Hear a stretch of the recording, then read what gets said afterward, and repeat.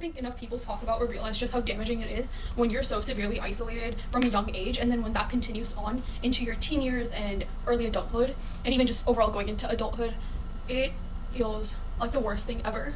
And you end up having more of an existential crisis because you're just like, am I even being seen or heard? Do people even care about me? Am I just like a floating freaking body?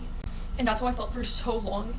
And I feel like it was just constantly this wound that would come up all the time in friendships and relationships where I felt like I was pouring a lot in unconditionally and just being myself. And my like whatever love or whatever would be reciprocated but in a more of a conditional way. And I felt like I always had to minimize myself or be less difficult just to have people around, like just to keep people around. And every time I have gone into more of a hermit mode and focused on myself, I've just lost people.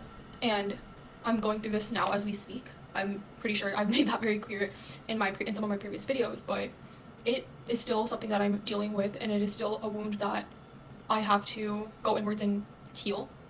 And like logically I know that I'm on the right path, but a part of it is also really jarring because I feel like we're so often told to be the energy we want to attract, right?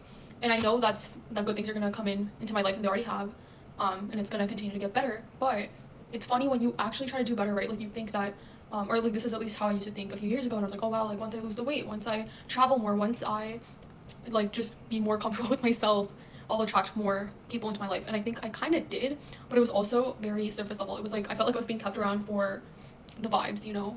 Like I was like a good body to have at parties. I was a good social media presence friend to have.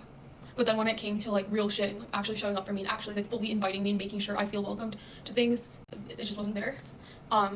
So yeah, if this is something that you are struggling with, know that it's not you. And I feel like when you are someone that emits a lot of light, when you radiate a lot of light and you're just a positive person naturally, or you just try to overcome situations to the best of your ability and don't play the victim card, that's when you act as a mirror to people and they don't like what they see in the freaking mirror. So instead of making you feel seen and heard, they just fully ice you out. Like they just fully act like you're not there, and you're invisible, when in fact you're anything but invisible.